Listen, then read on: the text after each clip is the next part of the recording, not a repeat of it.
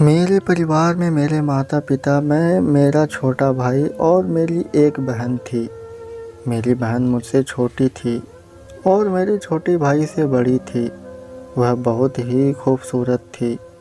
माता पिता मुझसे पहले मेरी बहन की शादी करवाना चाहते थे। मैं भी यही चाहता कि मेरे पिताजी का पेट्रोल पंप था, उन्हीं के साथ मैं भी उसकी देख रेख करता था। एक दिन मेरी बहन शिल्पी एक जगह शादी में गई। वह थी भी खूबसूरत और उस दिन वह बहुत ही अच्छी लग रही थी। उसने पीले रंग का सलवार सूट पहना हुआ था। शादी से लौटने में उसे काफ़ी देर हो गई, पर जब वह आई उसका चेहरा बहुत लाल सा हो रहा था। मैंने उससे पूछा, शिल्पी क्या बात, तेरा चेहरा इतना लाल क्यों लग रहा है? तो वह कहने लगी, भैया सर में बहुत दर्द है, तबीयत कुछ भारी सी हो रही है, शायद तभी ऐसा हुआ, कुछ बुखार भी लग रहा है। मैंने कहा पैरासीटामोल खा ले, अभी सुबह डॉक्टर को दिखा आना। वह बोली ठीक है। भैया रात में उसको बुखार और भी तेज़ हो गया। जब सुबह माँ ने देखा तो उन्होंने मुझसे कहा, शिल्पी को डॉक्टर को दिखा, जाकर उसको बुखार बहुत तेज़ है। हमारे वहाँ पास में ही एक डॉक्टर आनंद थे, वह वहीं से दवा लाया करते थे। मैं शिल्पी को देखा कर वहाँ से दवा ले आया। उन्होंने ऐसा कुछ नहीं बताया और दवा दे दी। शिल्पी ने दवा खाई, बुखार उतर गया, पर एक दिन बाद फिर बहुत तेज़ बुखार आ गया। अब शिल्पी को डॉक्टर के पास माँ लेकर गई। डॉक्टर ने कहा दवा नहीं खाई होगी ठीक से, समय से दवा खाना। अब माँ शिल्पी को लेकर आ गई, पर वह जब दवा खाती बुखार उतर जाता और जैसे ही दवा का असर ख़त्म होता फिर से बुखार चढ़ जाता। फिर हमने शिल्पी को दूसरे डॉक्टर को दिखाने का फ़ैसला किया। उन डॉक्टर को जब दिखाया तो उन्होंने कुछ टेस्ट लिखे। जब टेस्ट की रिपोर्ट आई तो उसमें शिल्पी को पोलियो निकला। उसका ब्लड बहुत कम था। हम लोग काफ़ी चिंतित हो गए थे। शिल्पी मेरी बहुत लाडली और घर की इकलौती थी। मैं अपनी बहन के लिए कुछ भी कर सकता था। अगर मेरे जिस्म की एक एक बूंद खून की भी ज़रूरत पड़ती तो भी मैं दे देता। मैंने उसको 2 बोतल खून दिया। खून देने के दौरान उसको हॉस्पिटल में एडमिट करवाया। हॉस्पिटल भी काफ़ी अच्छा और महंगा था। मेरी बहन के आगे पैसे की कोई भी कीमत नहीं थी। मेरी नज़र में वहाँ एक महिला भी एडमिट थी। उनकी किडनी में कुछ प्रॉब्लम थी। वह अक्सर वहाँ इलाज के लिए आया करती थी। उन्होंने शिल्पी को देखा। मेरी बहन बहुत अच्छी लगती थी, चाहे वह कैसी भी हो, हर हाल में खूबसूरत लगती थी। उन लेडी का एक लड़का था, वह उसके लिए वो लड़की देख रही थी। जब उन्होंने शिल्पी को देखा तो एक ही नज़र में वह उनको भा गई। उन्होंने मेरी माँ से कहा, क्या आप अपनी लड़की की शादी हमारे बेटे से करेंगी? हमें आपकी बेटी बहुत अच्छी लगी, बहुत प्यारी बेटी है आपकी। मेरी माँ ने कहा, पर शिल्पी की तबीयत ठीक नहीं है। उन्होंने उसकी बीमारी की सारी बात उनको बताई, पर उनको इस बात से कोई मतलब नहीं था।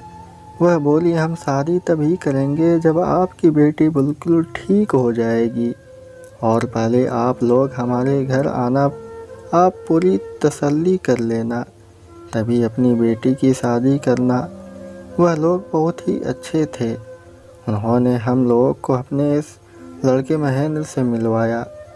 वह बहुत ही अच्छा और तहजीब वाला था। वह बैंक में जॉब करता था। सब कुछ बहुत अच्छा था। हम लोग को भी सब कुछ ठीक लगा। पापा ने लड़के के बारे में पता किया तो मालूम हुआ लड़का बहुत नेक, मेहनती और सीधा है। पापा को भी वह लोग बहुत पसंद आए। महेंद्र की माता जी ने हॉस्पिटल में ही शिल्पी का शगुन कर दिया। उन्होंने मिठाई मंगवाई और एक अंगूठी महेंद्र से पहनवा दी। महेंद्र को भी शिल्पी बहुत अच्छी लगी और शिल्पी को भी महेंद्र अच्छा लगा। उस समय हम लोग को ऐसा लग रहा था शिल्पी का हॉस्पिटल में आना और रिश्ता तय होना मानो यह सब ऊपर वाले की ही मर्जी हो। तभी शिल्पी बीमार पड़ी। महेंद्र की माताजी हॉस्पिटल से चली गई। शिल्पी को भी अभी 1 दिन और लगना था। माँ ने महेंद्र की माँ को घर आने को कहा। उन्होंने कहा शिल्पी बिल्कुल ठीक हो जाएगी तो हम रोका करेंगे आकर, और फिर खूब धूमधाम से जल्द ही आपसे आपकी बेटी को अपनी बेटी बनाकर ले जाएंगे। दूसरे दिन शिल्पी की कर ले जाएंगे। दूसरे दिन शिल्पी की भी छुट्टी हो गई। शिल्पी ठीक होने लगी थी कि अचानक एक रात उसकी तबीयत बहुत ख़राब हो गई। हम लोग उसको हॉस्पिटल लेकर भागे। यहाँ शहर के सबसे अच्छे डॉक्टर बैठते हैं। वहाँ हॉस्पिटल में डॉक्टर ने बताया शिल्पी की पीलिया काफ़ी समय से था और जो उसको दवा दी गई शुरुआत से उसकी वजह से उसकी किडनी पर बहुत बुरा असर पड़ा।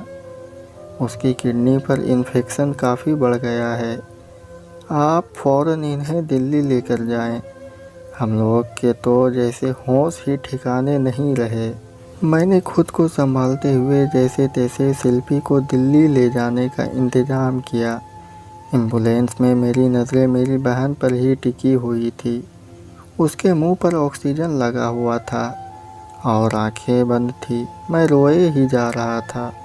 हम दिल्ली पहुँचे। वहाँ डॉक्टर ने फ़ौरन शिल्पी को वेंटिलेटर पर ले लिया। उसकी अब बस सांसें ही चल रही थी। मैं और पापा शिल्पी के साथ ही आ गए थे। माँ छोटे भाई के साथ आ रही थी। बाद में जब माँ आई वह शिल्पी से मिलने अंदर गई। शिल्पी ने उन्हें बस थोड़ा सा नज़र उठाकर देखा। उसकी आंखों में एक बेबसी थी पर वह कुछ बोल नहीं पाई। जब महेंद्र और उसकी माँ को पता चला वह लोग भी दिल्ली के लिए चल दिए। आज दूसरा दिन था। शिल्पी को एडमिट हुए। पापा ने मुझसे कहा बेटा तू चला जा, काम भी तो देखना है। हम लोग यहाँ हैं, काम थोड़ा निपटा कर फिर से आ जाना। मेरे जाने का दिल तो नहीं हो रहा था पर मैं पापा की बात मानते हुए चला गया। अभी दिल्ली से 3 घंटे की दूरी पर ही पहुँच पाया था कि पापा का फ़ोन आया, बेटा फ़ौरन वापस आ जा। और वह रो रहे थे। मैंने बहुत पूछा क्या हुआ पर उन्होंने मुझे कुछ नहीं बताया। मेरा दिल बैठा जा रहा था और मुझे लग भी रहा था कुछ ना कुछ ठीक नहीं है। जब मैं हॉस्पिटल पहुंचा तो माँ चीखती हुई मुझसे लिपट कर रोने लगी और छोटा भाई चीख चीख कर कहने लगा भाई दीदी हमें छोड़ के चली गई। मेरी तो जान ही निकल गई। मेरी प्यारी बहन, मेरी जान, मेरी सब कुछ मुझे छोड़ कर चली गई। मैं भी चीख चीख कर रोने लगा। महेंद्र और उसकी माँ भी बहुत रो रहे थे। जिस बहन की डोली उठाने का अरमान था, मुझे उसकी लाश को अपने हाथों में उठाए मैं एम्बुलेंस तक जा रहा था। उस समय ऐसा लग रहा था मानो मैंने अपना दिल ही खो दिया था। मैं अंदर से बहुत खाली खाली सा लग रहा था। मेरे अंदर कुछ बचा ही ना हो। वह मंजर मैं आप सबको लिख कर बता भी नहीं पाऊँगा। मेरी बहन को ना जाने किसकी काली नज़र लग गई। क्यों मेरी बहन मुझसे दूर हो गई। मैंने अपनी जान, अपनी ज़िंदगी, मेरी लाडली बहन को हमेशा के लिए खो दिया। अब कौन मुझे शेक बनाकर पिलाया करेगी, कौन मुझसे झगड़ा करेगी, किसके साथ मैं मजाक किया करूँगा। तो दोस्तों ये थी मेरी आज की कहानी। उम्मीद करते हैं आपको पसंद आई होगी। आपका क्या कहना है इस कहानी के बारे में, हमें कमेंट करके ज़रूर बताएं। वीडियो को लाइक करके चैनल को सब्सक्राइब कर लीजिए। साथ में घंटी को दबाकर ऑल पर सेट कर लीजिए ताकि आने वाली वीडियो तुरंत मिले।